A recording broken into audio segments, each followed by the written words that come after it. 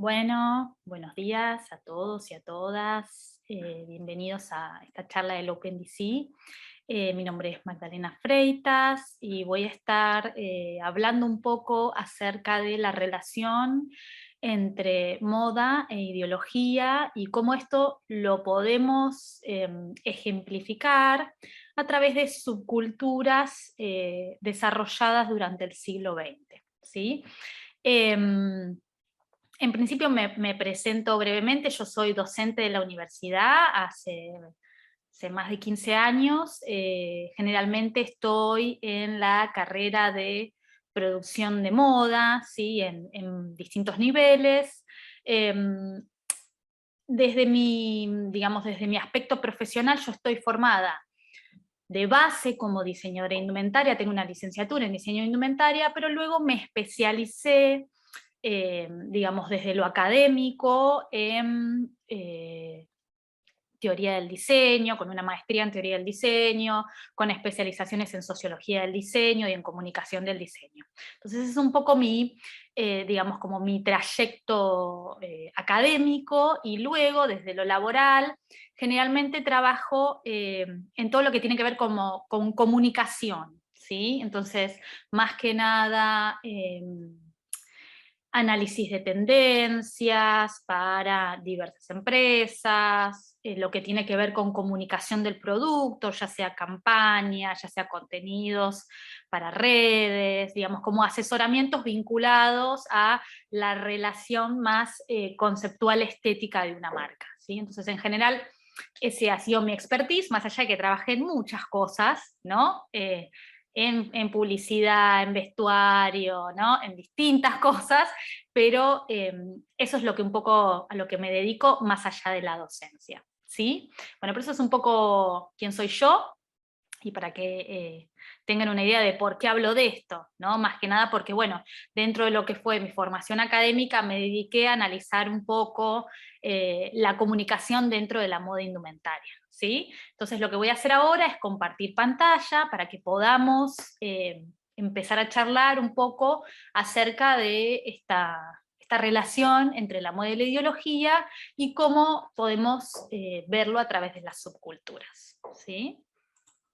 Bien, presento. Vamos a minimizarme, por favor. Acá está. Bueno, espero que todos estén viendo bien la presentación. Entonces, como dije, hoy vamos a charlar en este OpenDC acerca de moda e ideología, ¿sí? Y cómo vamos a poder traducir digamos, como esta relación interdisciplinaria en las subculturas que se dieron, perdón, en el siglo XX. Dice siglo XXI, se me agregó una I, no, es siglo XX. Bien, entonces, para poder hablar de toda esta interrelación y esta situación más transdisciplinar, tenemos que poder definir, en principio, qué es la moda y qué es la ideología, ¿no? Tenemos que poder entender qué se entiende por estos conceptos para después poder establecer una relación entre ellos. Entonces, en general, para todas las personas que tal vez no vienen del universo indumentario, ¿no? Hay como una creencia general de que cuando uno dice moda, se está hablando de lo estético. O sea, se está hablando o de una prenda, o de un peinado, o de un maquillaje. Y en realidad hay que poder pensar que la moda no solo se acota a cuestiones estéticas, ¿no?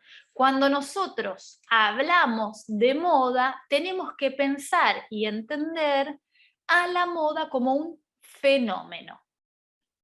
¿Qué quiero decir con esto?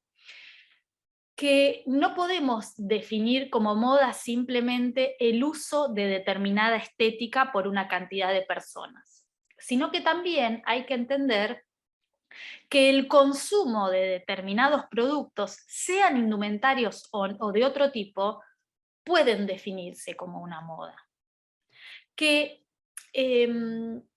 la aceptación generalizada de una determinada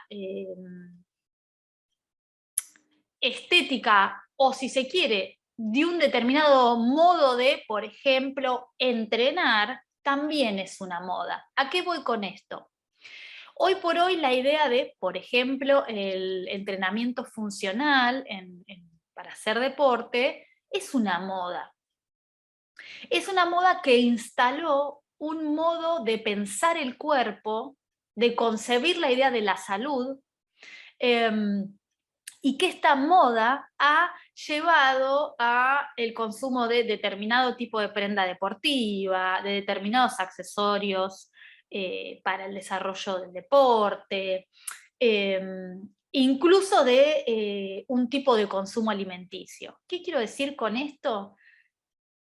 Que la moda no puede acotarse a lo estético, que la moda es algo mucho más ampliado, que tiene una intrínseca relación con el consumo y con las sociedades de consumo. O sea, la moda no puede darse en una sociedad donde no hay diferenciación social, ¿sí? Donde no hay competencia social y donde esa competencia social no se ve en la calle, no se ve en las acciones.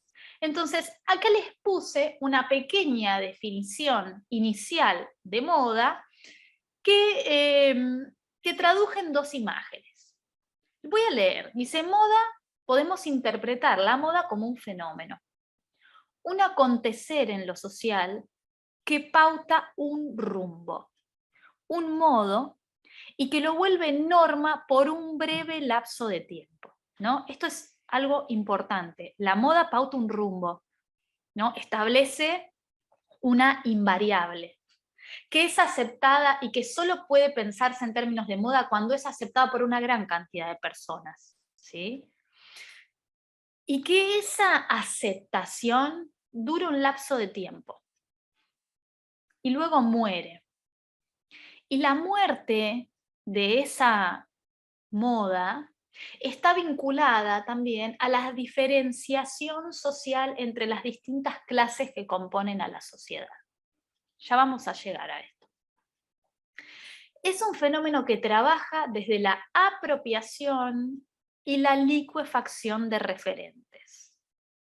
Un fenómeno parasitario que consume sentidos y los fagocita para luego migrar hacia nuevos referentes en la dinámica de la distinción, ¿no? ¿Qué habré querido decir acá? Cuando yo digo que la moda es un fenómeno que trabaja desde la apropiación y la licuefacción, quiere decir que cuando yo me apropio algo, hablar de apropiación significa que yo me estoy adueñando de algo que no me pertenece, que tiene otra persona que concibió eso, sea una idea, sea un objeto, sea una prenda. Yo me adueño de algo que no es mío. Licuar eso significa que, supongamos, yo acá tengo dos imágenes. La imagen superior es la imagen de una mara en Estados Unidos, ¿sí? En la zona de California. Las maras son agrupaciones en general vinculadas a inmigrantes, muchos de ellos del Salvador, y de otros países de Latinoamérica, digamos que se conforman como pequeñas islas de sentido. Son agrupaciones de personas que se reconocen y construyen una identidad de comunidad, muchas de ellas a través de estos tatuajes, ¿no? Es un modo de, en esa decoración del cuerpo, reconocerse de otro sector de la sociedad, y que muchas veces las maras están vinculadas a actividades delictivas, ¿sí? Ahora, cuando, por ejemplo, la policía en Estados Unidos detiene a determinadas personas en un vehículo, siempre les pide ver sus tatuajes para reconocer si estas personas pertenecen a alguna agrupación de este tipo. Cuando yo voy a la imagen de abajo y miro los tatuajes de elegante, ¿no? Esta idea de tatuarme el cuello, la cara, ¿no? Que en general este tipo de, digamos, como de intervenciones en el cuerpo o están asociadas a culturas nativas, y este tipo de pinturas están vinculadas a cuestiones simbólicas, ¿sí? Los maoríes, los Selknam en el sur, o podemos pensar en la actualidad cómo este tipo de trabajo y de identificación del cuerpo puede estar vinculado a estas maras. Entonces, estas maras serían un referente, es a qué refieren, con qué yo puedo ligar esos tatuajes que tiene Elegante. Ahora, yo diría, Elegante no pertenece a una mara, ¿no? Y muchos de sus tatuajes no necesariamente están vinculados a una comunidad que se unifica a través de valores y se identifica con esos tatuajes. Entonces, esto es lo que yo defino como licuefacción, apropiación y licuefacción. Es decir, yo me apropio de un signo que es de otro lenguaje, que tiene un sentido en ese lenguaje, y lo convierto en un signo propio, lo vacío de todo ese sentido que tenía, y en este caso lo convierto en algo estético, ¿no? En el caso de Elegante. Es decir, no hay una relación simbólica de comunidad con sus tatuajes, ¿no? Es simplemente una cuestión estética. Entonces a esto me refiero cuando digo que la moda es un fenómeno que trabaja desde la apropiación y la licuefacción de referentes, ¿no? Cuando alguien mira los tatuajes de Elegante, o no sé, Catriel también tiene tatuajes en la cara y demás, nadie asocia eso con una mara. ¿Por qué? Porque el resto de los signos, es decir, el resto de los elementos que están en ese cuerpo, la gorra, la prenda, la cadena de oro, todos esos otros elementos no aluden necesariamente a las maras, ¿sí? Entonces, esto es un ejemplo de lo que hace la moda. La moda toma signos que tienen un peso, que tienen un valor, los saca de ese contexto, los pone en otro contexto, y entonces su sentido se anula o se modifica, ¿sí? Bien. Para entender, ¿no? Digamos, la moda como un fenómeno, algunos autores desde la sociología, como por ejemplo Simmel, ¿sí? La van a definir como una institución social que unifica, en una proporción peculiar, el interés por la diferencia y por el cambio, que se da también por la igualdad y la coincidencia. ¿Qué quiere decir Simmel con esto? ¿No? Él dice, la moda unifica. ¿Por qué unifica? Porque en algún punto todos están repitiendo una misma acción, ¿no? Ponerme tal cosa, comer tal cosa, entrenar de tal modo. Todos están respondiendo una misma acción. Esa misma acción, ¿qué hace? Nos mete a nosotros en una situación que está de moda. Entonces, el poder estar a la moda también habla de un acceso a la información, de un acceso al consumo, ¿sí? Entonces, por lo tanto, nos ubica en un segmento social. Quien no está dentro de la moda, socialmente está como rezagado, ¿sí? Entonces, por eso Simmel lo que dice es que la moda es esta gran contradicción, donde uno entra para diferenciarse, pero termina unificado, ¿sí? Bien. Ahora, la moda es un fenómeno que no existe desde tiempos inmemoriales, ¿no? Sino que es un fenómeno social que, al estar vinculado a la diferenciación, uno la puede pensar inicialmente cerca del surgimiento del capitalismo, ¿no? Estamos hablando de fines de la Edad Media, fin del feudalismo, inicio de la modernidad, ¿sí? Aproximadamente siglo XIV, ¿sí? Imagínense, uff. Y está también vinculado al momento en el cual no solo surge el capitalismo y por lo tanto surge la burguesía, ¿no? Un nuevo segmento social donde aparecen los que no tienen sangre real pero tienen dinero, ¿sí? O sea, su riqueza pasa por el acopio de riquezas, y entonces, por lo tanto, también se va a dar la diferenciación en el vestuario entre sexo mujer, sexo hombre, ¿sí? Empieza también a modificarse el vestuario. Ahora, como yo decía, gracias al surgimiento de la burguesía es que la moda, ¿no?, empieza como a tener un gran crecimiento. ¿A qué me refiero con esto? Generalmente en la Edad Media e incluso posterior ya en la modernidad, había, por ejemplo, ciertos textiles, ciertos accesorios e incluso ciertas actividades que solo podía realizar el sector vinculado a la corte y al rey. Y claramente no lo podía realizar el pueblo, ¿no? Estar dentro de la corte implicaba ser parte de ese sector, ¿no?, de tipo jet set. Para estar en la corte uno debía venir de familias con linaje, ¿no?, linaje real.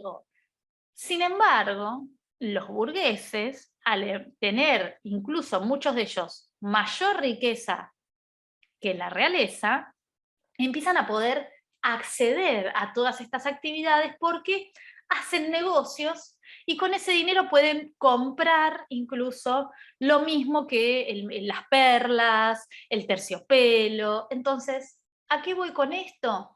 A que la moda va a traer también esa posibilidad de comprar la pertenencia. Es decir, el estar a la moda, el poder comprar un determinado objeto o realizar una determinada actividad, me permite a mí estar dentro de lo social y diferenciarme de otros, ¿sí? Por eso les pongo acá la imagen de las Kardashian, ¿no? Digamos, qué reflejo más claro que las Kardashian como un fenómeno de moda, es decir, cómo esta familia burguesa hizo del concepto de familia un negocio que lo convirtió en una mercancía, y cómo incluso ellas, para estar a la moda, han también modificado, no sé, sus cuerpos, sus rostros, y van modificando sus estéticas, ¿sí? Incluso el tipo de actividades que realizan. Entonces, obviamente, tenemos que pensar, ¿sí?, que la noción de estar a la moda y de la moda en sí misma está vinculada a la idea de imitación, ¿no? ¿Por qué? Porque, digamos, la moda es justamente la imitación de algo que existe y que yo lo absorbo como propio, me lo apropio, me apropio de una determinada estética, ¿sí? Muchas veces esto que yo me apropio, en algunos casos proviene de sectores de mayor poder adquisitivo o de sectores sectores tal vez con otro nivel cultural, supongamos. Pero acá tenemos un ejemplo, ¿sí?, nuevamente, de la familia Kardashian, un integrante de la familia Kardashian, donde lo que vemos es su capacidad de consumo, ¿no? Entonces, esta idea de fotografiarme con el auto de lujo, con las bolsas de productos de diseñador costosos, hablan de un estilo de vida. O sea, traducen la idea de consumo sin tener que mostrar a la persona comprando algo, ¿sí? Entonces, más allá de que las Kardashian no pertenezcan a una familia aristocrática o de un nivel sociocultural elevado, se convierten en el siglo XXI, ¿no?, digamos, en un modelo de vida, ¿sí? Entonces, se convierten en un ejemplo, se convierten en el sector dominante en algún punto. Y esto es gracias a, obviamente, las redes sociales, ¿sí? Entonces, hay que entender que aunque el fenómeno de la moda plantea, ¿no?, se plantea como una elección, uno elige estar a la moda o no, ¿sí? Em, la idea de elección dentro de la moda es como una idea un poco falaz, ¿no? Como mentirosa. ¿Por qué? Porque hay un punto donde el no estar a la moda completamente implica también estar como por fuera de las dinámicas sociales. Y esa gran diferencia social es una diferencia que muy pocos toleran. ¿Sí? Entonces, por lo tanto, esta idea de la moda como elección, como algo democrático, en realidad la moda termina siendo un fenómeno que controla a la sociedad, ¿no? En determinado momento todos usan tal cosa, eso cambia, luego todos usan tal otra. Entonces, por lo tanto, hay una relación muy, muy intrínseca entre la moda y el consumo, y las dinámicas de consumo y por lo tanto el mercado, ¿sí? Yo les puse esta imagen de Justin Bieber, esto es una campaña de Calvin Klein, debe tener 3, 4 años, em, donde nosotros acá, ¿no? Él habla de, fíjense la relación entre este cuerpo binario normativo, ¿no? Tenemos esta escultura al estilo Grecia, ¿sí? Una joven en esta pose, y luego tenemos, obviamente, el cuerpo normativo de Justin Bieber, ¿sí? También con estos tatuajes, no en la cara, claramente. Entonces, Calvin Klein proponía como esta idea de cada uno tiene, ¿no? Y usa sus Calvin a su modo, pero en realidad es como que casi acá no hay una elección posible, porque así como en Grecia las esculturas establecían los estereotipos de belleza, bueno, esta imagen de Justin Bieber en esta pose también lo establece, ¿no? Digamos, la imagen empieza a imponer también como algo a acatar, más allá de que se piense como una posible elección. Entonces, por lo tanto, es importante entender que cuando hablamos de moda, y como ya dije, no tenemos que pensar que es solo una prenda, que es solo lo estético, sino que también incluso uno puede pensar cómo las modas modifican la fisonomía de los cuerpos, ¿no? Es decir, esos cuerpos van teniendo formas y siluetas distintas a medida que va pasando el tiempo, por décadas, y que está vinculado a, em, digamos, a cuestiones culturales, a cómo van cambiando las idiosincrasias, a cómo van cambiando los valores, ¿sí? Entonces, los cuerpos, que también son parte de la moda, cuando están investidos, es decir, cuando están portando indumentaria, accesorios, un peinado y demás, esos cuerpos construyen lenguaje, un lenguaje que no es hablado, que es visual, ¿sí? Entonces, si hablamos de lenguaje, ¿no? Y nosotros hacemos un paralelismo, supongamos, entre lo que yo estoy diciendo, ¿no? Que estoy hablando y ustedes me interpretan porque articulo los elementos del lenguaje de forma tal que ustedes pueden interpretarme, lo mismo sucede cuando uno se viste. Uno articula diversos elementos para construir un mensaje. En esta imagen, lo que podemos ver, ¿no? Es una combinación de elementos diversos.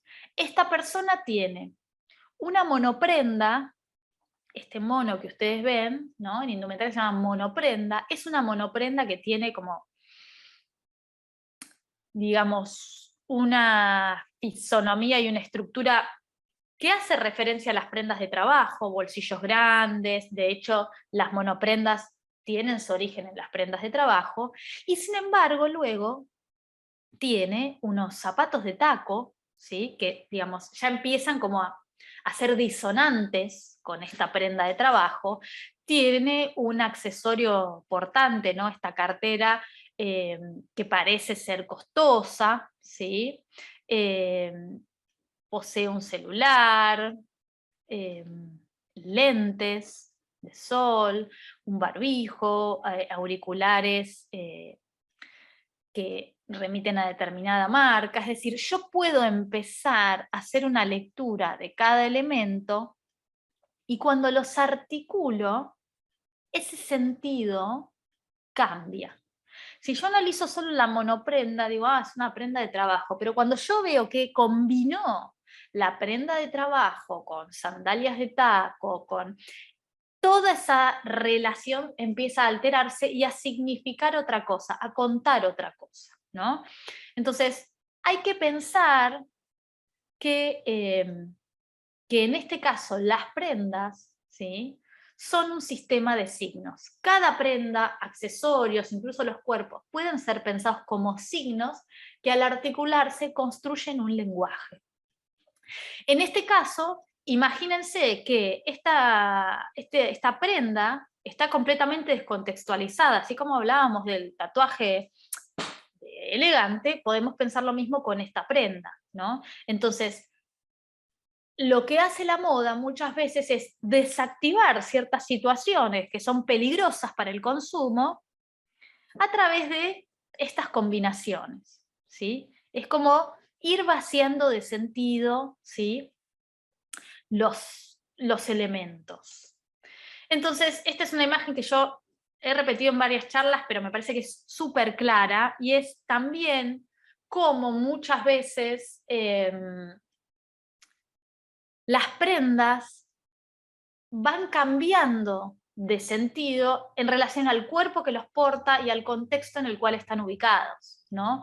Entonces yo tengo por un lado una imagen de un hombre en situación de calle, con una tipología de bermuda, un suéter, una camisa, ¿sí?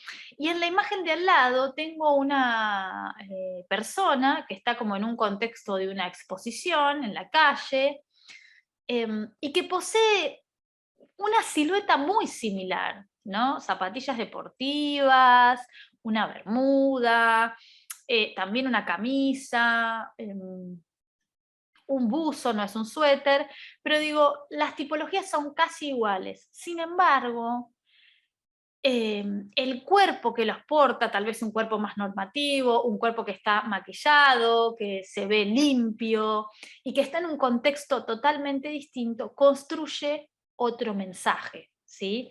Entonces también es importante entender los contextos en los cuales se ubican esos cuerpos y esas acciones, ¿sí?, que podemos pensar como moda.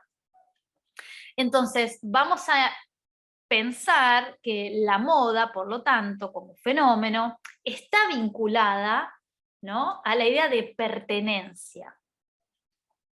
Es decir, si yo puedo consumir o tengo tal o cual cosa, bueno, estoy dentro de un segmento social, ¿sí?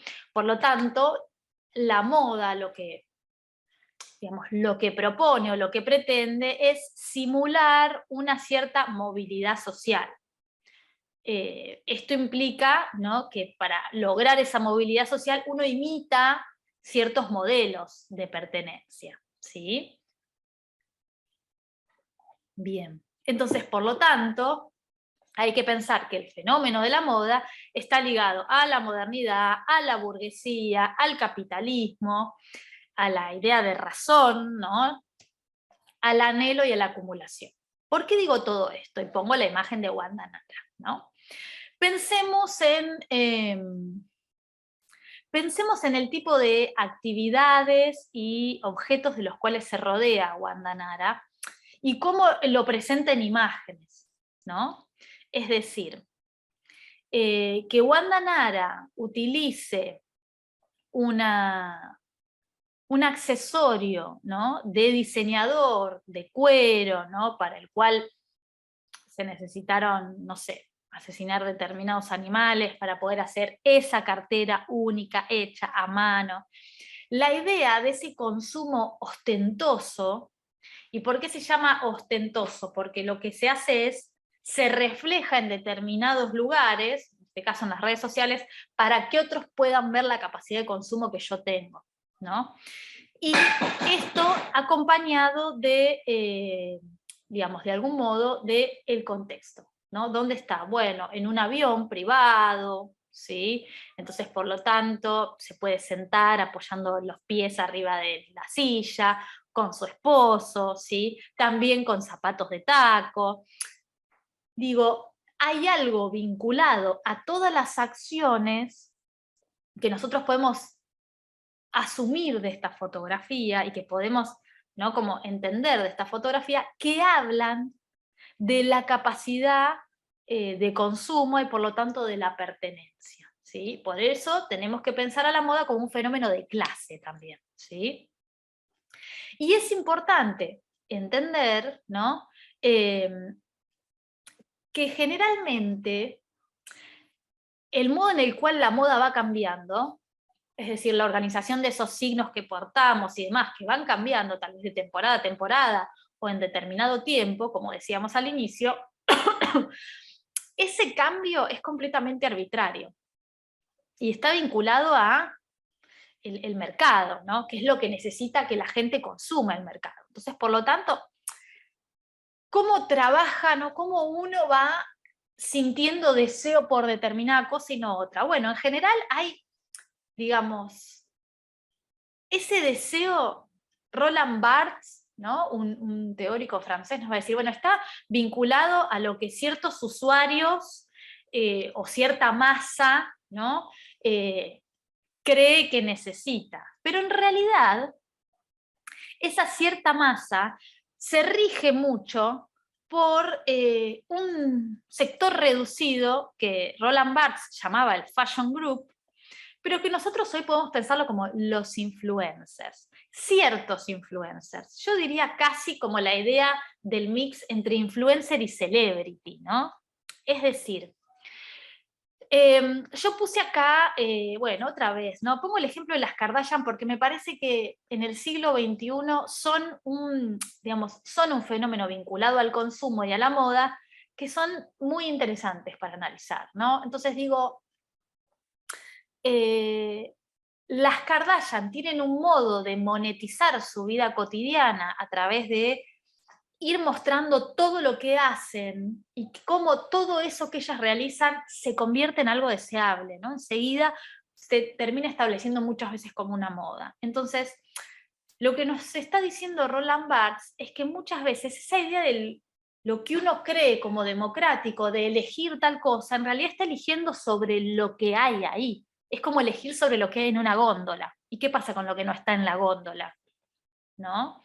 Entonces, en este caso, muchas veces la moda es también apalancada o utiliza como herramientas a este tipo de personajes, ¿no?, que van estableciendo y yo diría legitimando ciertas cuestiones, porque, bueno, si lo hacen las Kardashians, entonces lo hacemos, ¿no? Entonces, hay que entender que generalmente estos cambios que trae la moda, ¿no?, que yo decía al inicio, bueno, la moda es un fenómeno que dura un lapso de tiempo y luego cambia, ¿sí? Y yo decía, la moda lo que hace es apropiarse, licuar, ¿no?, y hacer de ese signo otra cosa. Bueno, justamente, ¿no?, cuando uno compra algo, ¿no?, cuando uno compra o vende algo, que se llamaría como el intercambio mercantil, uno compra, a alguien le da los billetes y tiene un objeto y bueno, acumula, ¿sí? Me compro un auto, me compro una casa, me compro ropa, abro el placar, tengo un montón de ropa, ¿no? Eso es un intercambio mercantil. Pero lo que nos va a decir Jean Baudrillard, ¿no?, otro sociólogo francés, es que la moda genera otro tipo de intercambio, que no es mercantil. Porque yo con el otro hago un intercambio que es simbólico. Y es que nos mostramos a nosotros mismos estos signos que portamos. Y podemos leer entre nosotros, podemos leernos, ¿sí?, a través de las acciones que realizamos, a través de los elementos que portamos, a través de la forma de nuestro cuerpo, podemos leernos.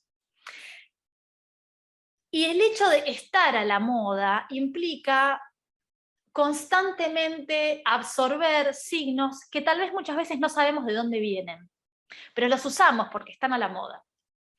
Entonces, en este caso, yo les puse este ejemplo de cómo, e incluso cómo vincular la noción de tendencia con la noción de moda, ¿no? O sea, una tendencia se define como la acción de una determinada cantidad de personas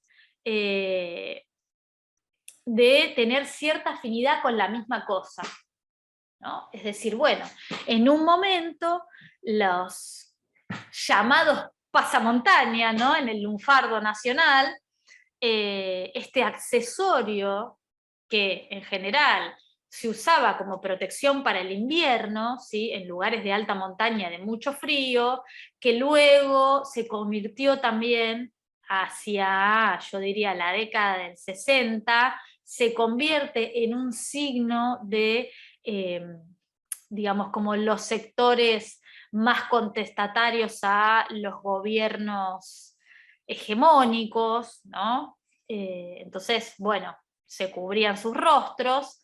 En este caso, por ejemplo, las Pussy Riot, ¿no? Esta banda rusa de estas chicas que todo el tiempo desafían a Putin, a Vladimir Putin, el presidente de Rusia, y cómo ellas usan este accesorio como una referencia y como un signo de rebeldía. Y cómo este accesorio, que era un signo de rebeldía, es absorbido por el fenómeno de la moda y es convertido en un accesorio de moda. Entonces, si yo me pongo un pasamontaña, ya no significa que estoy en contra del capitalismo y estoy peleando en el monte. No, es simplemente que me pareció canchero. Esto es el fenómeno de la moda, ¿no? Apropiación, licuefacción y muerte. Porque bueno, listo, pasó de moda y todos esos productos que consumimos no nos los ponemos más, ¿no? Ni locos. Bien, entonces sí, yo creo que es importante entender que hoy por hoy la idea de la cultura dominante que impone las modas ya no está ligada a los segmentos sociales de mayor poder adquisitivo, sino está ligado a aquellas personalidades que logran tener un poder a través de su valor en la red social, es decir, quienes tienen más seguidores, ¿no? Digamos, ya no hay un vínculo entre lo cultural y los modelos, ¿no? Sino es netamente un vínculo casi acumulativo. Quien tiene más seguidores se convierte en el modelo, ¿sí? Más allá de que lo que tenga para decir tenga realmente un valor cultural o no, ¿sí? Entonces, en un principio, y esto es importante, ¿no? Theodor Veblen, otro teórico, ¿sí? Hablaba de la capacidad, ¿no? De cómo el hecho de poder asumir y adoptar ciertas modas y ciertas formas de vestir, hablaban de una capacidad de bienestar, ¿no? Yo tengo determinado bienestar económico y social y porque me fotografío en Miami en el yate paseando, o porque viajé a Nueva York, o porque, o sea, no me fotografío con ojeras, trabajando, ¿no? Fotografío acciones y situaciones que hablan de mi capacidad de bienestar y de ocio, ¿no? Generalmente el ocio es uno de los grandes elementos de significación de poder económico. Si yo puedo no hacer nada, significa que no necesito trabajar para vivir, ¿sí? Entonces, muchas veces estos sectores, ¿sí? O estas personalidades son las que empiezan también a establecer la moda dominante, ¿no? Es decir, cuáles son las modas a seguir, se van legitimando como modelos, ¿sí? ¿Y por qué pongo esto? Porque, por ejemplo, como de repente Nicki Nicole empezó a ser casi como un equeco de accesorios de marca de diseñador, y no nacionales, ¿no? Entonces digo, acá hay otra vez como una cuestión ostensible u ostentosa de la capacidad de portar signos que se supone tienen cierta legitimidad, ¿sí? Entonces, hay algo que es fundamental de comprender, y es que la moda como tal, este fenómeno, no refleja una necesidad de cambio natural. Es decir, nosotros no tenemos la necesidad real de comprarnos ropa cada 3 meses, cada 6 meses o una vez por año. Realmente no existe esa necesidad, porque las prendas pueden durar 5 años, 3 años, 2 años, no existe una necesidad. El cambio de silueta, de color de pelo, de fisonomía, está vinculado a esta lógica innecesaria que propone la moda y que tiene que ver con la diferenciación social. Es tener la capacidad de cambiar, ¿sí? Por eso les puse estas imágenes de Ana Dello Russo, que es la editora de la revista Vogue, ¿no? Italia, donde, bueno, ella es como un gran emblema de la moda, ¿no? Es lo que se usa, se lo pone, ¿sí? Entonces, vamos a pensar la moda, ¿no? Esta idea de cambio constante, de siluetas y demás, versus el estilo. ¿Por qué lo vamos a oponer al estilo? Porque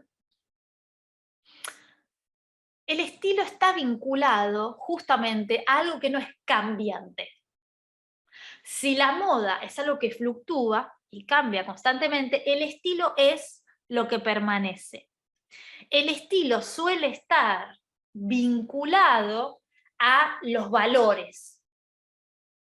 Entonces, por lo tanto, suele estar más vinculado a lo que permanece, ¿no? Uno, a medida que va creciendo, va pasando por distintas modas hasta tal vez, no todos, digo, pero asumir como un determinado estilo, ¿no? Y bueno, puede consumir ciertas cosas de moda, pero hay ciertas cosas que nunca consumiría, porque no tienen que ver con su estilo, ¿sí? Entonces, y el estilo no se traduce solo en lo indumentario. El estilo también está vinculado a un modo de trabajar, un modo de dirigirse a los otros, un modo de ser en algún punto, ¿sí? Está vinculado más a la esencia. Por eso les puse la imagen de Karl Lagerfeld, el ya fallecido director de Chanel, ¿no? Que él siempre estaba en general vestido igual.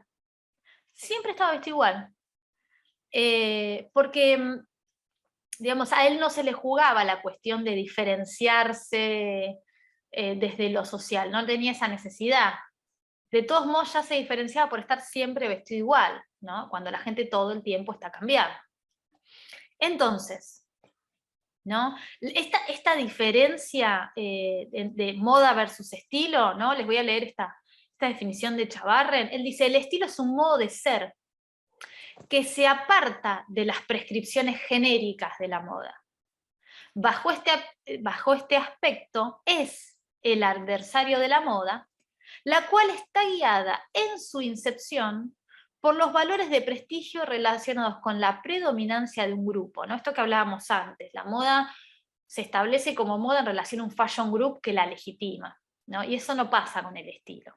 La moda va a lo seguro, consagra el poder adquirido, los modelos privilegiados por caros, accesibles a los solventes, de acuerdo a fórmulas o convenciones precalientes en cierto medio.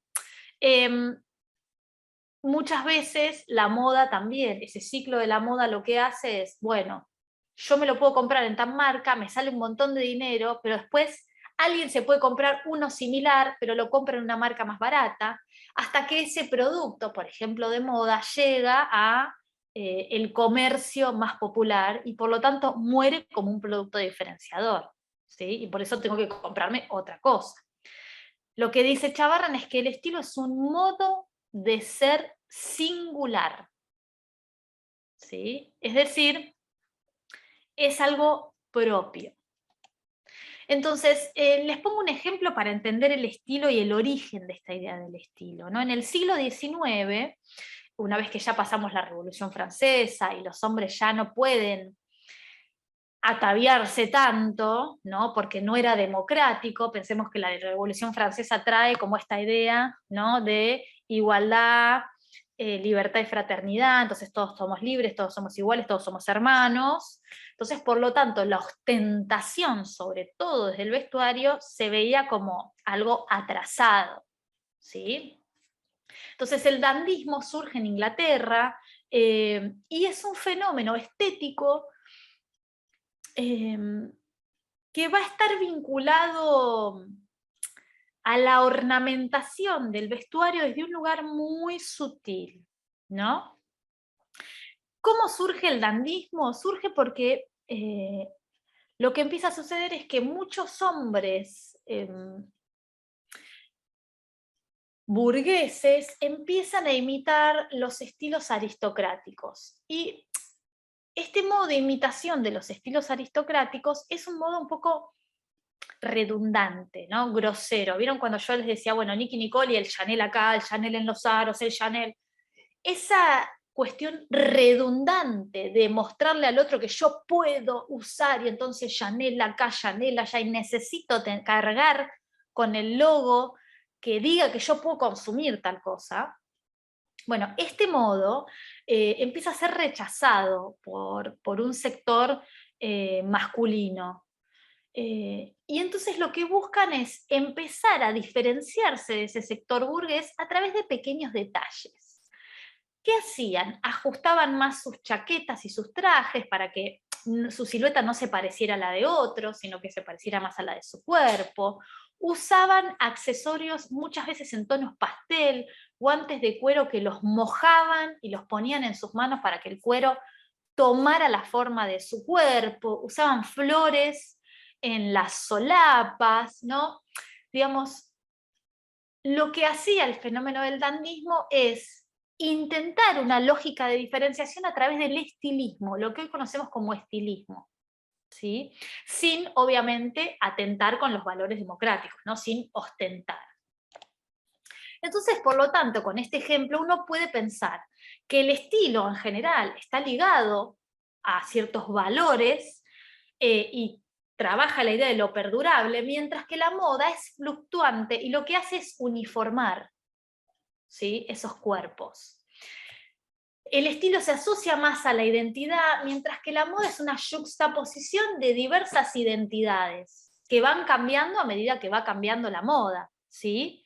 Entonces, por lo tanto, el estilo tiene un nivel de distinción, mientras que la moda lo que hace es ponernos a todos en el mismo lugar, ¿sí?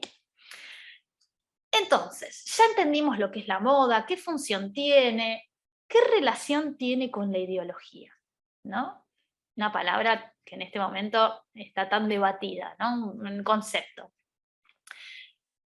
Acá les puse una definición que dice: la ideología es una representación de la relación imaginaria de los individuos con sus condiciones reales de existencia. Es decir, es como las personas se relacionan con sus contextos, es decir, qué pueden comer, qué pueden consumir, dónde pueden estudiar, cómo viven, ¿sí? Cómo se relacionan con ese contexto y esa relación con su contexto, cómo les permite relacionarse con otros. En esa relación con otros, ¿qué tipo de acciones rigen esa relación? Cómo me manejo, mis valores, mi nivel de generosidad, a qué le doy importancia. Todo eso es una traducción de la ideología, ¿sí? Por eso es una representación, porque, digamos, mis ideas se representan en acciones, ¿sí? Les puse acá la bandera de los Sex Pistols, ¿sí? Que sería como la representación del punk, ¿no? Bueno, otra definición, ¿no? Donde dice: la ideología es un marco compartido de creencias sociales, ¿no? Entonces, la ideología también tiende en muchos casos a unificar, a armar pequeñas comunidades que comparten los mismos valores, ¿no? Entonces, es un marco de creencias sociales que organizan y coordinan ciertas interpretaciones y que se traducen en prácticas sociales, ¿sí? Este es un ejemplo de las Panteras Negras, que fue el primer partido afroamericano en Norteamérica, el primer partido político conformado por personas afrodescendientes, ¿sí? En la década del 60. Entonces, uno puede pensar que el vestir, las prácticas del vestir y las prendas son una gran representación de la ideología, de estas ideas que uno representa a través de sus acciones. Entonces, acá tenemos imágenes del vestuario post-Revolución Francesa, cómo en general el vestuario del campesinado, ¿sí? Que se va a convertir en el pueblo, se convierte en el vestuario democrático. Entonces, todas las prendas pasan a ser muy simples e imitar las prendas del campesinado porque son los valores democráticos. Imagínense personas pertenecientes a la aristocracia tomando tipologías del campesinado, ¿no? Qué ironía. Y esto tiene que ver con estos cambios en la ideología francesa. En Rusia, ¿no? Todo lo que fue la Revolución Rusa, el movimiento estético vinculado al constructivismo ruso y los artistas, y cómo los rusos traducían incluso esa ideología en el diseño de indumentaria, ¿no? Estas formas geométricas, el rojo y el negro como colores emblemáticos. En la China comunista, como el vestuario también es un elemento ideológico que traduce y sostiene y le comunica a toda la población cuáles son esos valores. Incluso podemos pensar, por ejemplo, en Argentina, en la época del neoliberalismo o el llamado menemismo, ¿sí? La década del 90, como la ostentación también era una traducción de la ideología, ¿no? Acá tenemos al presidente Carlos Menem y a la ministra de Medio Ambiente, María Julia Alzogaray, portando todas sus pulseras con accesorios dorados, su peinado, su vestuario con hombreras, ¿no? Hay algo del exceso muy vinculado al derroche del momento también, ¿sí? Entonces fíjense cómo algo que es inmaterial, que es una idea, que es la ideología, se traduce en el vestir, ni que hablar en el actuar, ¿no? María Julia Alzogaray fue la ministra de Medio Ambiente que hizo un manejo fraudulento de la limpieza del riachuelo, que claramente hoy sigue completamente contaminado, ¿no? Entonces vamos a pensar un poco la idea de la ideología relacionada también con contextos anteriores. Las flappers, ¿sí? Las flappers fueron, como si se quiere, una pequeña subcultura en la década del 20 de mujeres jóvenes que les gustaban bailar jazz, salir, divertirse, fumar, desarrollar un montón de actividades que hasta la década del 20 estaban ligadas solo al hombre. El hombre podía salir solo, el hombre podía tomar alcohol, estaba mal visto que la mujer hiciera eso, si hacía eso era una libertina, ¿sí? Una trabajadora sexual. Y en la década del 20, digamos, lo que fue la experiencia de la Primera Guerra Mundial, generó un gran cambio en el pensamiento de las mujeres. Muchas mujeres obtuvieron el voto y muchas mujeres empezaron a realizar otro tipo de actividades. En Estados Unidos hay todo un desarrollo, ¿no? Festivo, a partir de haber ganado la Primera Guerra Mundial, ¿sí? Entonces las grandes ciudades cada vez están más desarrolladas, tenemos todos estos clubes, estos carteles luminosos, ¿no? Todo es un espectáculo. El consumo, ¿no? Se va acercando también a las mujeres que muchas de ellas, como comienzan a trabajar, pueden comprarse sus prendas o darse ciertos lujos, ¿no? Entonces, estas mujeres, estas flappers, ¿sí? Comienzan a salir y a divertirse y a tomar alcohol y a utilizar su cuerpo del modo que desean. Entonces, en este caso, la idea de la flapper podemos pensarla en términos de subcultura porque son este grupo de mujeres que van un poco en contra de la cultura hegemónica, empiezan a actuar, a vestirse y a moverse desde sus propios valores, ¿sí? Contrastando con la cultura hegemónica del momento, ¿sí? Bien. Si lo pensamos vamos a traerlo a un contexto nacional, ¿no? Es cómo la ideología la podemos ligar a un determinado, muchas veces, color o a una determinada prenda, ¿no? En Argentina, si pensamos, por ejemplo, en todo lo que fue el gobierno rosista, ¿sí? La lucha entre unitarios y federales, la divisa punzón, ¿no? Este color rojo sangre propio de los federales y de los rosistas, y cómo, por ejemplo, en el caso de Rosas, Rosas planteaba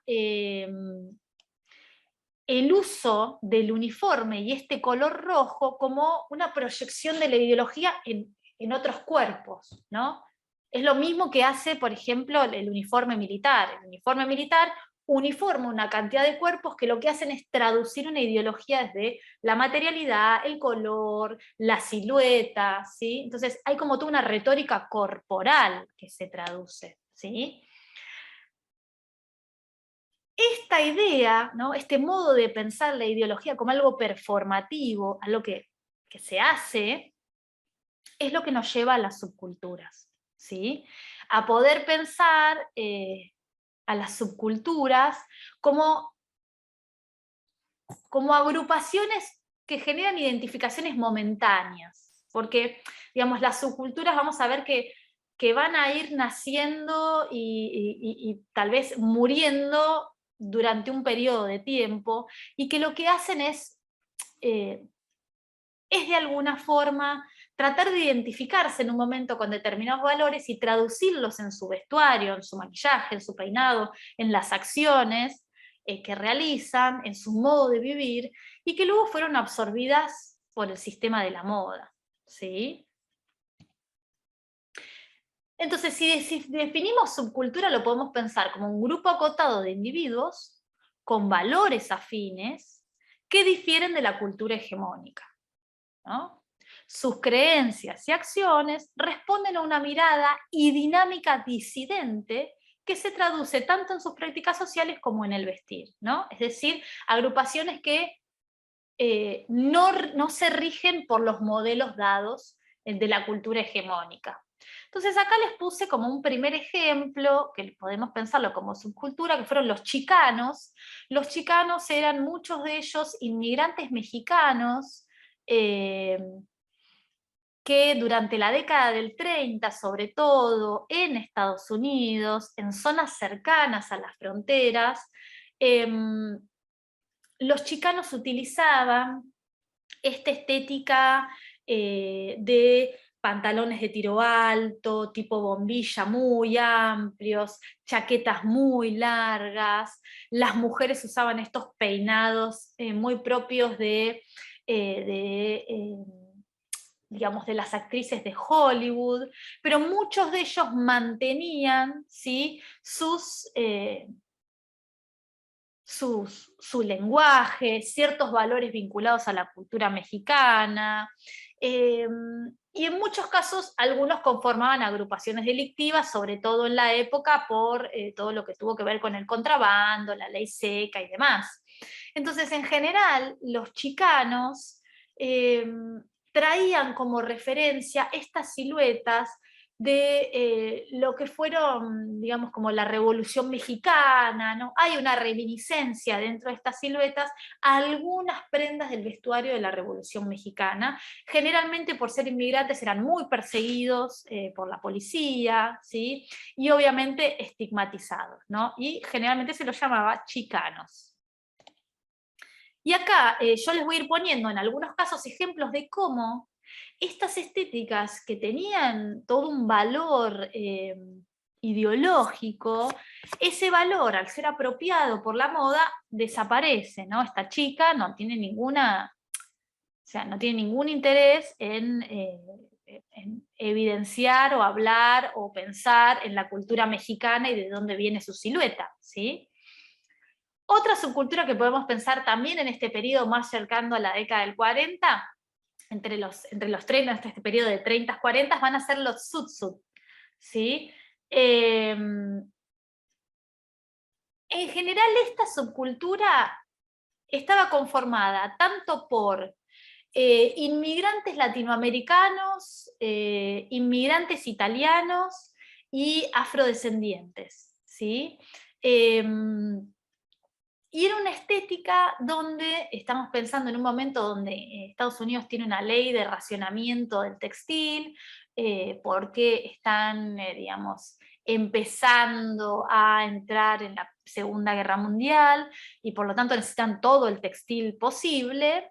Y esta subcultura utilizaba estos grandes sacos largos, estos pantalones de tiro alto muy largos y grandes y abullonados, con pinzas, utilizaban estas típicas cadenas que tienen referencia con el reloj, ¿no? Pero que son mucho más largas, y que incluso acá podemos encontrar la referencia de la estética del hardcore de los años 90. El hardcore de los años 90 usaba estos pantalones también enormes, muy grandes, ya de tiro bajo, con la cadena larga, ¿no? Muchos de estos, de los integrantes de esta subcultura eran obviamente hombres que participaban de clubes nocturnos que obviamente estaban prohibidos, no se podía, digamos, no se podían realizar reuniones nocturnas y demás, y en muchos casos, muchas veces vinculados a situaciones más delictivas, ¿sí? Cab Calloway, que es este señor que sonríe, ¿sí? Es como la referencia que que usaron para el personaje de La Máscara, que es una película muy, muy conocida de Jim Carrey de la década del 90, ¿no? Donde él hace de un cantante medio de jazz, también vinculado a cuestiones delictivas, ¿sí? Pero fíjense cómo no tenemos fotografías a color, obviamente, en este periodo, pero sí lo que tenemos es referencias de que muchos de ellos usaban colores muy llamativos, ¿no? Como un modo de diferenciarse y poner un límite con la cultura más hegemónica, ¿no? Y acá tenemos un ejemplo de algo más traído a la actualidad, ¿sí? Que retoman estas estéticas, ¿sí? Desde un lugar similar, pero en París, estaban los Sassou, ¿sí? Los Sassou eran también gente joven en el París de la Segunda Guerra Mundial, donde estaban prohibidas las reuniones nocturnas, tomar alcohol, ¿no? Estaba prohibido el desperdicio de textil, entonces las prendas eran muy chiquitas, fíjense que los pantalones en general eran cortos, se usaban como las medias de algodón blancas, ¿no? Esto que después lo vimos como tan simbólico de Michael Jackson, bueno, ¿no? Tiene un origen en otro lado. Esta subcultura empieza un poco como en esta necesidad de, obviamente, bailar jazz, divertirse, expresarse. Eran como los jóvenes que en un momento de guerra intentaban buscar una identidad propia, que no compartían los valores de la guerra, ¿no? Y que tenían estos famosos peinados con el tupé, ¿no? El tupé se le llama este jopito medio armadito, alto, que era propio ¿no? de este segmento, ¿no? Ahí vemos una caricatura de una persona trabajadora que se burla, ¿no? De un Sassou con su jopo. Y fíjense que hacían bailes y reuniones, incluso en lugares tipo en refugios antibomba y demás, ¿no? Y un ejemplo más actual de lo que era un Sassou, ¿no? Un Sassou hoy en la actualidad. Los bikers fueron un poco el ejemplo, digamos, como la fusión entre el rock, entre los rockers, ¿sí? ¿sí? Los rockers y los bikers son más o menos lo mismo, en la década del 50 eran estos jóvenes que escuchaban rock, los jóvenes rebeldes que empiezan a comprarse estas motos grandes, ¿no? Que hacían mucho ruido, que se dedicaban a arreglar su moto todo el día, a llevar a pasear a sus chicas, entonces todos se hacían como la misma chaqueta de cuero con insignias por detrás, ¿sí? Eh, los bikers son más referentes de Estados Unidos, están como más vinculados al rock norteamericano, ¿no? En Inglaterra, en el mismo periodo, década del 50, tenemos también a los Teddy Boys y las Teddy Girls, ¿no? Los Teddy Boys y las Teddy Girls son jóvenes burgueses eh, que, que de algún modo buscan parecerse refinados. Entonces empiezan como a retomar mucho la estética eduardiana, ¿no? Esto que hablaba del dandismo, el detalle, el saco largo, se hacen estos jopos, ¿no? Es como un jopo peinado hacia adentro, que cae hacia adelante, con muchos accesorios, ¿sí?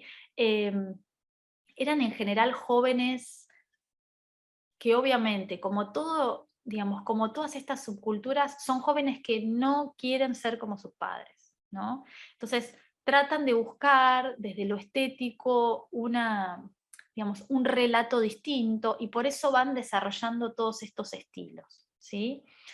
Vamos a tener también lo que van a ser los beatniks, ¿sí? Que los beatniks tienen su origen en todo lo que fue el movimiento existencialista desde la filosofía, ¿no? Que era esta cuestión de ponerse a pensar si realmente, cuál era el valor que tenía la vida humana, sobre todo pasando 2 guerras mundiales, ¿no?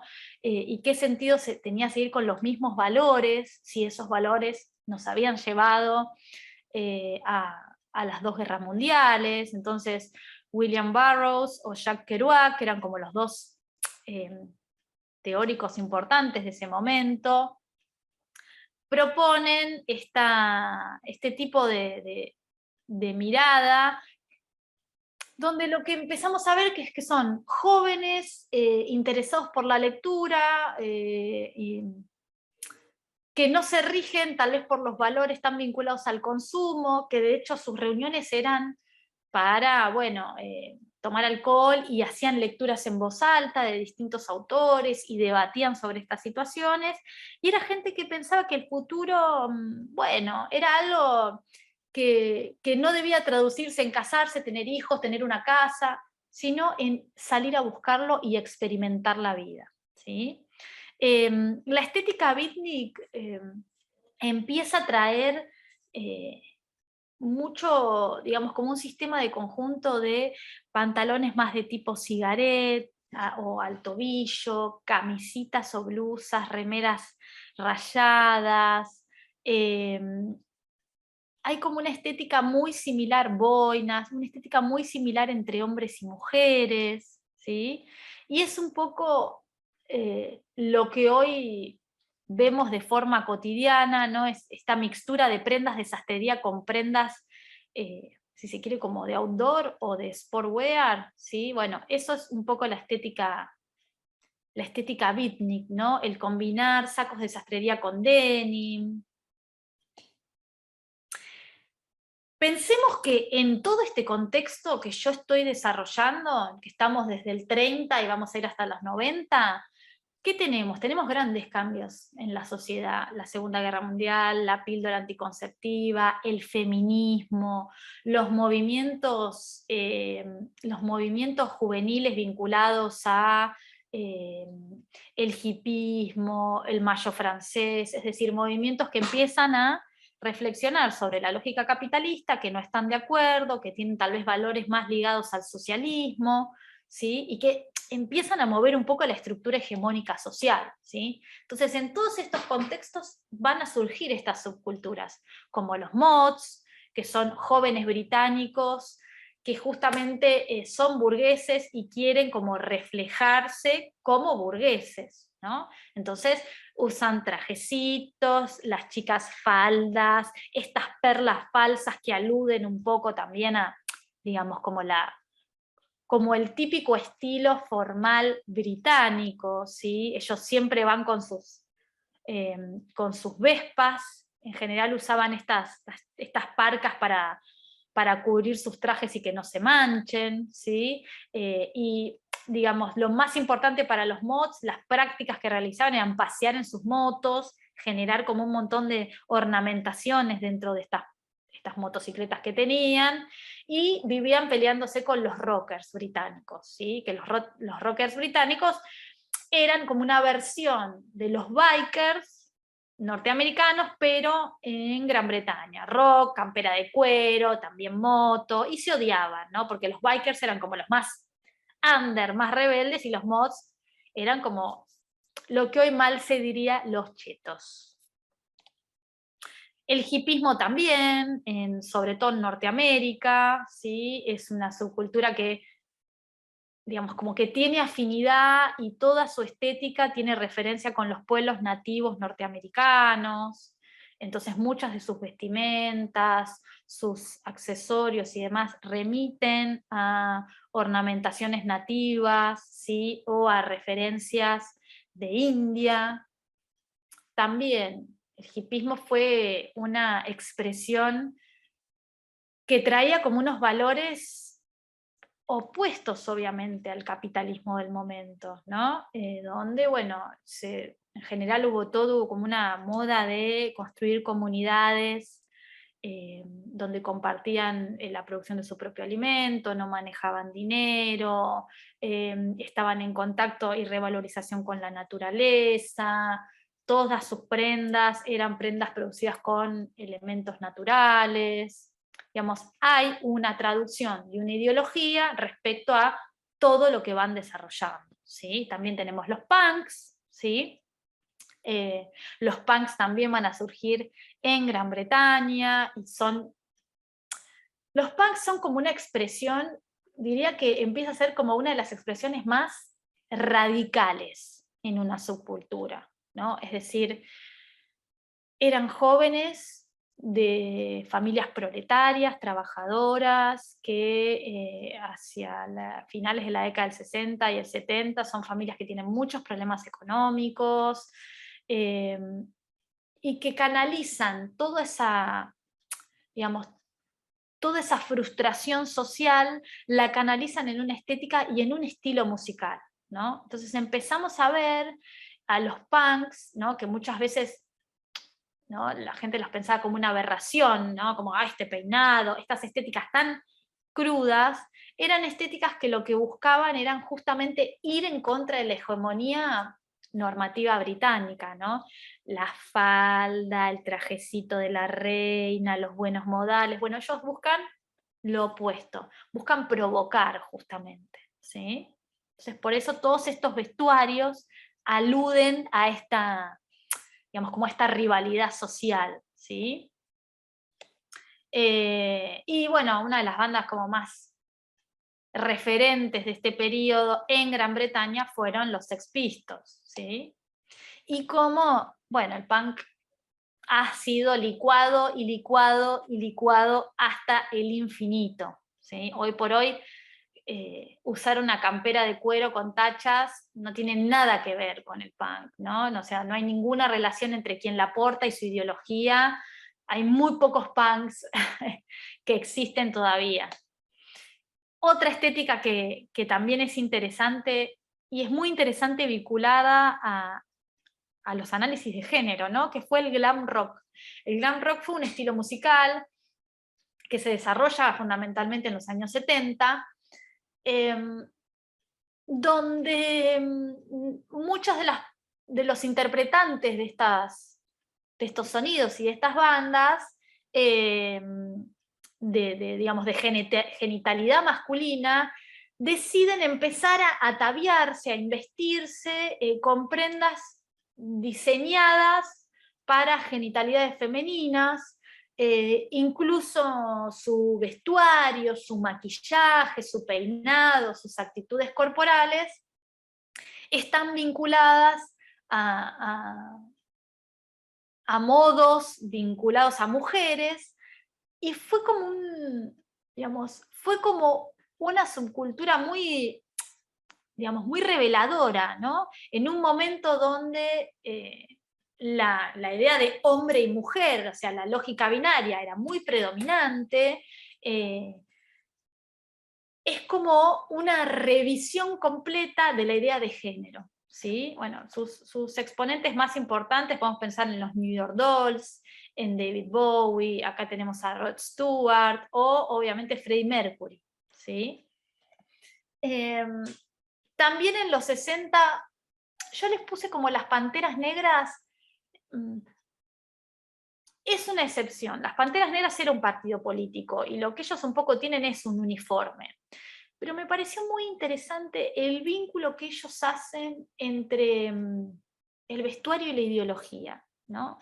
Las Panteras Negras son un partido político que empieza en la década del 60 en Estados Unidos, y que lo que ellos buscaban era, bueno, poder lograr participar políticamente de forma más activa, terminar con la segregación, y empiezan como a, digamos, como a apropiarse de la idea del color negro, ¿no? Como un elemento simbólico de valor, no como algo negativo, ¿sí? Entonces las mujeres usaban su afro, ¿no? Dejan de plancharse el pelo y empiezan a usar su afro. Los hombres usaban su afro y boina, y todos como que vestían de negro, ¿sí? Empiezan a tomar estas chaquetas medio cazadoras negras de cuero, poleras, y aunque tiene como cierta uniformidad, hay algo muy presente vinculado a la idea de el color, el indumento, el peinado, como un modo de revalorizar una cultura, ¿sí? Fue un periodo también muy ligado al momento de la música funk, ¿sí? Que la música funk, obviamente también con reminiscencias afrodescendientes, trae mucho este tipo de peinados también, esta silueta muy similar a la que utilizaban los Panteras Negras.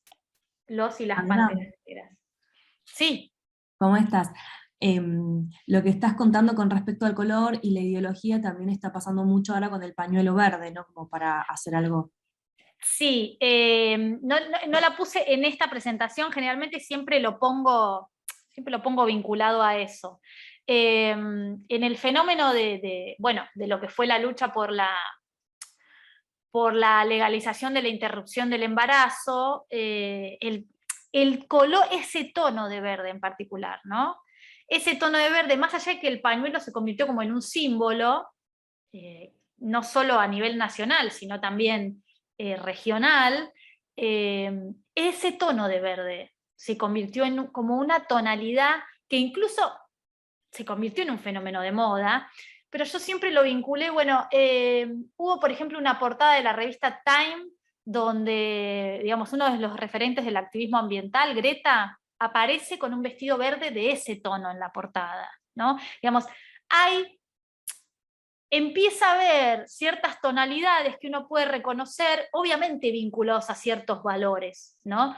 Ahora, en el momento en que después la moda lo toma para esa tonalidad, llevarla a unas prendas que ahora están colgadas en Zara, bueno, ese es el ejemplo de apropiación y licuefacción, ¿sí? Estamos súper en el presente ahora, estamos viviendo ese momento. Exacto, exactamente. Estos son, digamos, claramente, no es que hoy no tengamos subculturas, para nada. Simplemente que también hay muchas cosas que uno puede ir pensando. No sé, vamos a pensar que el grunge de los años 90 en realidad retoma cosas de los años 70. Vamos, lo que empieza a pasar a medida que nos acercamos sobre todo al siglo XXI es que las lógicas en ese sentido van cambiando, y que las subculturas un poco empiezan también a ser digitales, ¿no? O sea, como que la idea de la comunidad ya deja de ser material y corpórea y empieza a ser incluso hasta más virtual. Hasta, digo, en la idea del avatar, ¿no? No sé si respondí la pregunta. Sí, genial. ¿Sí? Bien. Bueno, dentro de, bueno, las Panteras Negras, como decía, era un partido, entonces por lo tanto ellos hacían como todas acciones vinculadas a política, ¿no? Tenían comedores y demás. Los skinheads también fueron una subcultura en Gran Bretaña, que son, digamos, son como una expresión de esas fricciones políticas entre la democracia y los nacionalismos, ¿no? Porque los skinheads vuelven rozando los años 80 en Gran Bretaña, para traer de nuevo un poco como digamos, el rasgo del nacionalismo, ¿sí? Los skinheads estaban vinculados a la idea digamos, de los valores más católicos, más nacionales, entonces por lo tanto la inmigración les resultaba chocante, en algunos casos un sector más, sí, yo diría más violento de los skinheads era el sector que absorbió el nacionalsocialismo, o sea, fueron un revival de los nazis, ¿no? Entonces volvieron como un poco con esa idea, con la idea de las razas arias, y la característica de los skinheads, muchos de estos eran también jóvenes británicos, también de sectores proletarios, muchos hijos de combatientes de Malvinas británicos, que es como que, nada, están en una sociedad en un momento económico y político muy complicado, y bueno, digamos, como todo momento social complejo, hay como una necesidad de aferrarse a ciertas cuestiones, y empiezan a surgir estas comunidades, ¿no? Y en el caso de los skinheads eran estos chicos jóvenes que se les decían skinheads porque se rapaban, ¿no? Sus cabezas, usaban estas camisitas con remera, pantalones de denim, tiradores, los pantalones muy ajustados, y la particularidad es que usaban, como en general, borcegos, que eran los Dr. Martens. Los Dr. Martens en realidad son zapatos de trabajo, ¿sí? Después se convirtieron en un elemento de moda, pero eran zapatos para trabajar, y usaban cordones rojos como para distinguirse de los punks, ¿sí? O sea, el skinhead usa el borceguí negro con cordones rojos. Y ya llegando un poco más hacia los años 80, lo que tenemos sobre todo en Estados Unidos son los B-Boys, ¿sí? Los B-Boys eran como estos chicos que hacían como una estética más de tipo hip hop y bailaban en las calles, o sea, ponían música y desarrollaban todas unas coreografías. Utilizaban todas prendas deportivas, piensen que estamos en los años 80, como el boom, ¿no? De la prenda deportiva y de todo lo que va a ser el uso de la prenda deportiva en lo cotidiano, no para hacer deporte. Entonces, digamos, como estos B-Boys estaban como uniformados, ¿no? Y iban por los distintos sectores, obviamente. La mayoría de Nueva York, esto se da más que nada en Nueva York, o se inicia en Nueva York, en sectores más populares incluso marginales, ¿no? El Bronx, Brooklyn, barrios que todavía no habían sido atravesados por fenómenos de moda, ¿no? Entonces, los B-Boys son una expresión de la afrodescendencia, más de protesta, ¿sí? Piensen que el hip hop, el freestyle, ¿no? Algo que hoy acá está tan de moda, bueno, en los fines de los años 70 y en los 80 fue como digamos, como la expresión popular afrodescendiente en Estados Unidos, ¿sí? Y cómo lo podemos pensar toda esa estética traída a la actualidad, ¿no? Como el revival, ¿no? De estos B-Boys, incluso en la mayoría de los artistas del trap argentino. En los 80 también van a tener los New Romantic en Gran Bretaña, que digamos, los New Romantic traen como una reminiscencia a lo que fue el gótico, ¿no? El gótico, toda esta estética gótica, el uso del negro, los sombreros como altos, la palidez, esta idea de como cierta oscuridad, retoman un poco también el expresionismo alemán, ¿no? si piensan en el gabinete del doctor Caligari, esta idea del sonámbulo, los New Romantics son como una fusión.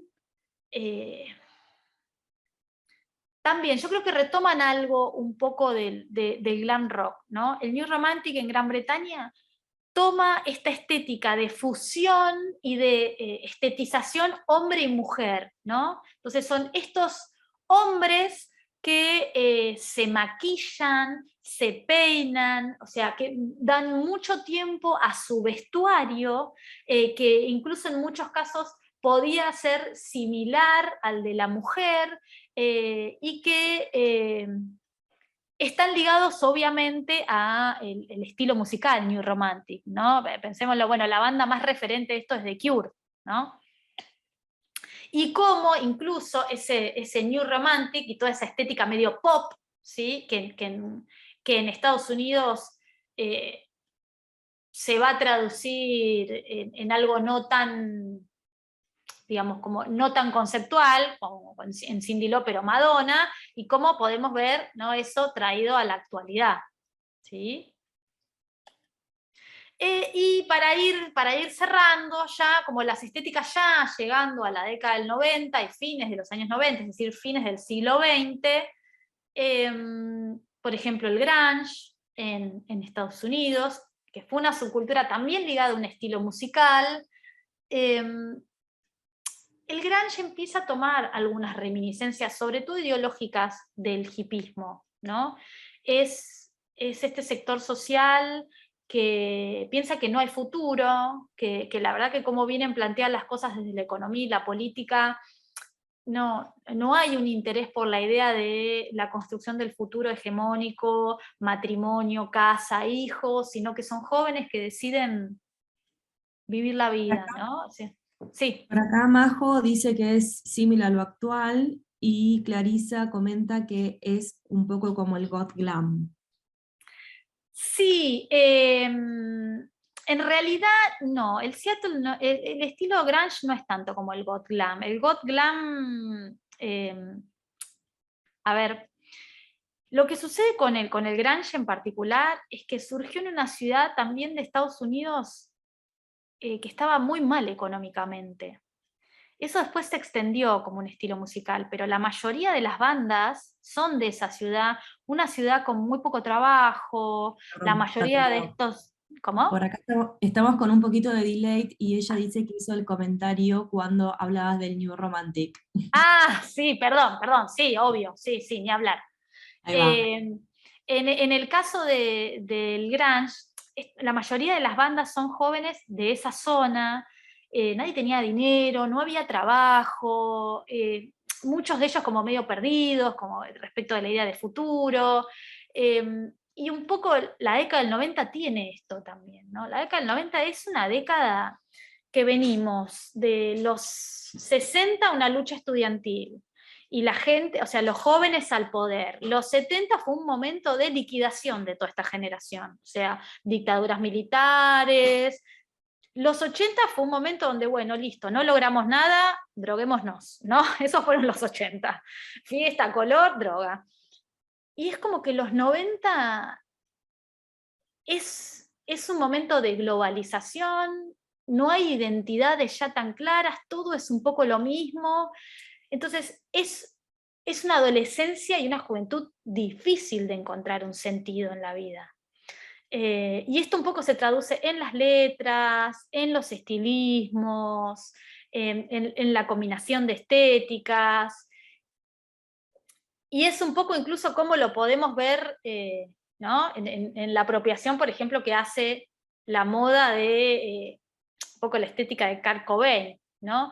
Es decir, el grunge fue un movimiento más existencialista, si se quiere, lo podemos ligar hasta con los beatniks, ¿sí? Acompañado de un estilo musical que después se hizo masivo.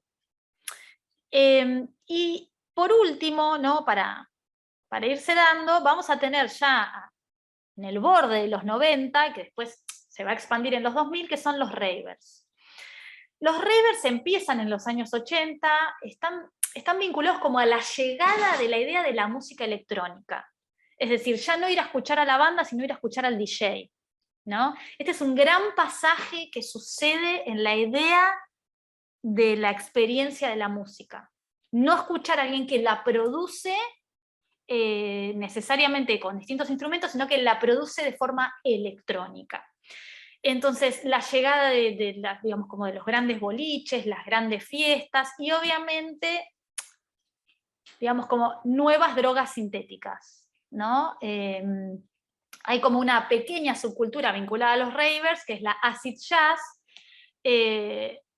que bueno, obviamente eran como estas experiencias de fiestas electrónicas multitudinarias donde se realizaban experiencias vinculadas a las drogas sintéticas, ¿no?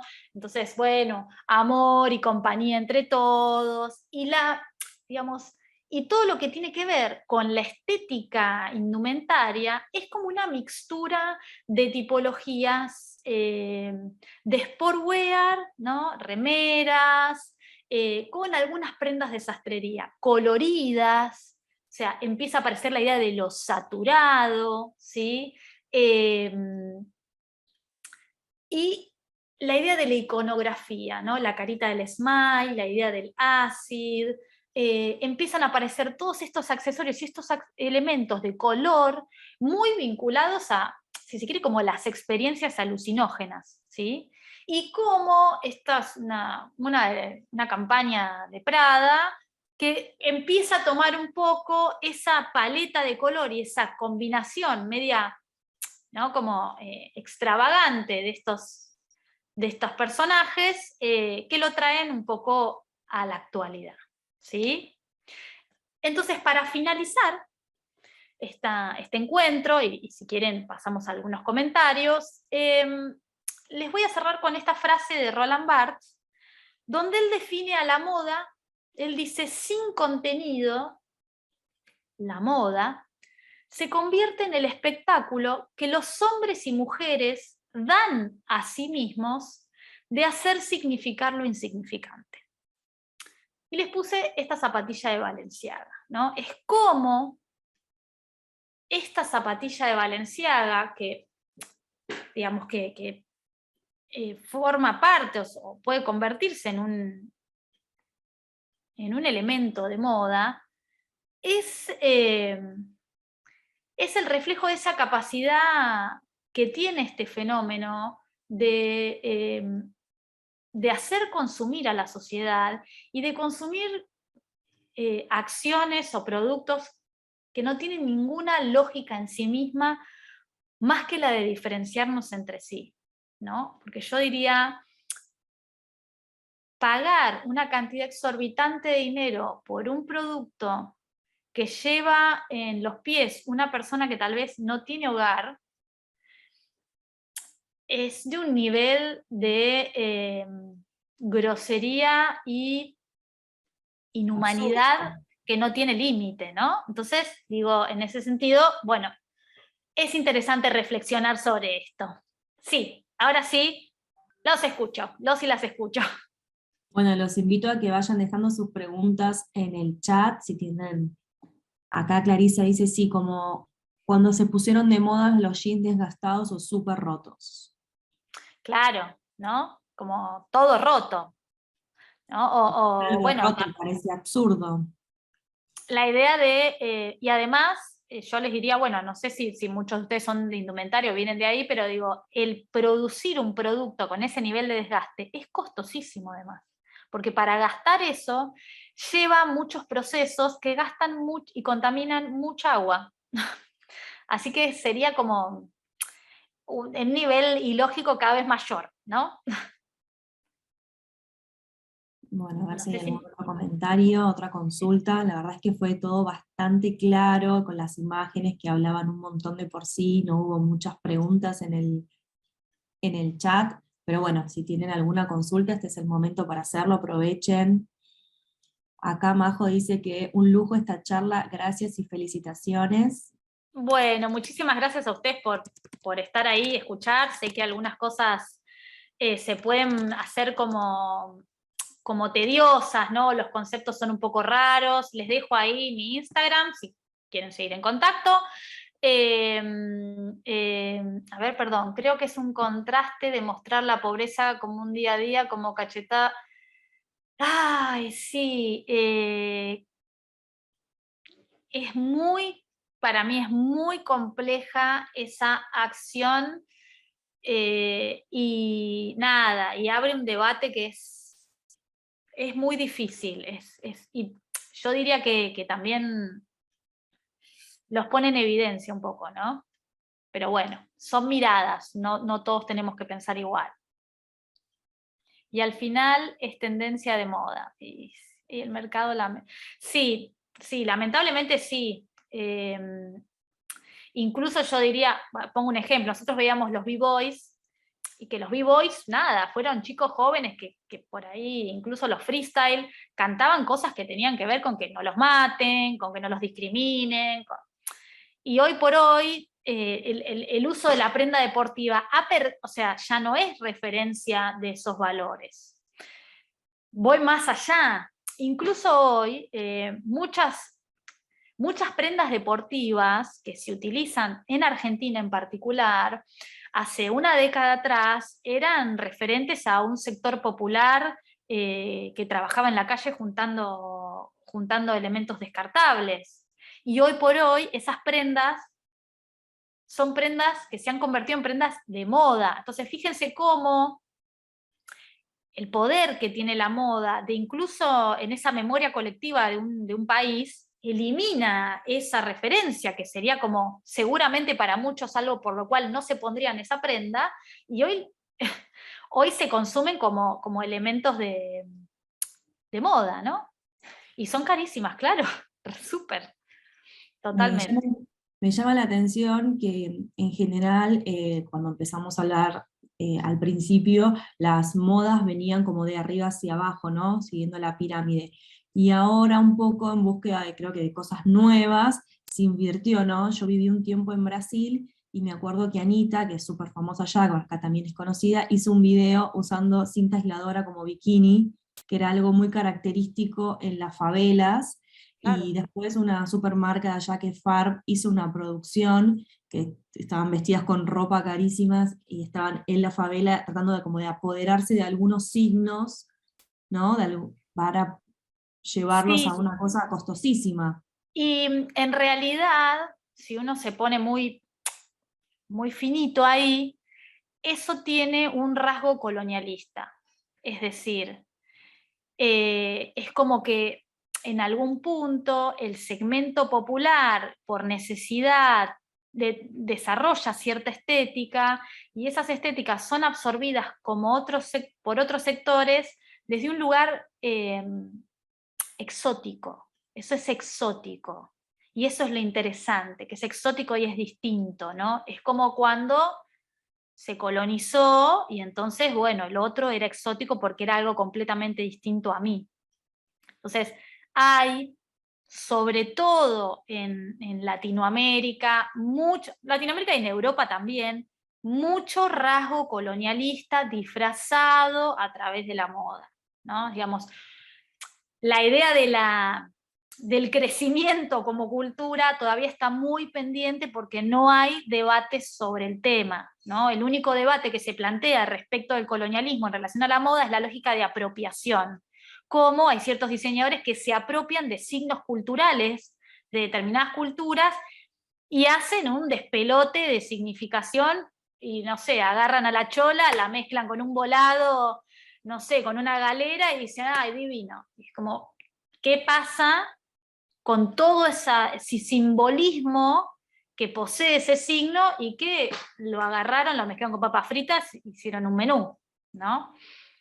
Es súper interesante. Yo trabajé en Farm bastante tiempo cuando viví en Brasil y teníamos clases sobre lo que estás diciendo, porque es muy peligroso tomar cosas que son de la cultura eh, indígena de allá y Claro. transformarlos en algo comercial que los vacía de contenido. Así Sí, que bueno, básicamente depende de la ideología de cada uno, ¿no? Es cuáles son sus valores, qué le parece importante y si el respeto por el otro es un valor, ¿no? El otro es el otro, quien sea, de donde venga, qué color tenga, de qué lengua hable, lo que sea, ¿no? Bueno, acá Clarisa dice, siempre depende de lo que representa para uno o no. Sí, sí, sí, pero hay que entender eh, que las culturas son múltiples y diversas y que lo que para nosotros es un valor, tal vez para otro no lo es, pero que nosotros nos podríamos sentir insultados si toman algo muy propio nuestro y lo convierten en una mercancía. Entonces, así como eso podría pasarle a uno, hay que entender que eso también le pasa a otras culturas. Que esas otras culturas no sean dominantes o hegemónicas no quiere decir que no tengan valor, ¿no? Ese es el gran tema, pero bueno, digamos, es una perspectiva difícil de abordar, sobre todo en Latinoamérica, porque hay una deuda con este tema. O sea, la escuela media no lo trabaja. Es un tema, entiendo que es complicado. Bueno, a ver si hay alguna otra pregunta. Yo les recuerdo, mientras tanto, que la charla queda totalmente grabada y se sube a nuestro canal de C. En el chat les compartí el link donde lo pueden encontrar a partir del 24 de junio. Ahora se los vuelvo a compartir por si quieren volverlo a ver, anotar algo, hacer capturas de pantalla. Ahí Buenísimo. tienen el link para que lo vuelvan a ver. Y bueno, si no hay más preguntas, Les agradezco un montón a todos por la escucha, por las consultas, por el debate, por sus miradas. Todo es interesante y aporta. Y nada, está bueno poder ver cosas distintas y escuchar cosas distintas. Así que muchas gracias a todos y muchas gracias a Pamela. gracias a vos y nos vemos en la próxima. Perfecto. Buena semana para todos.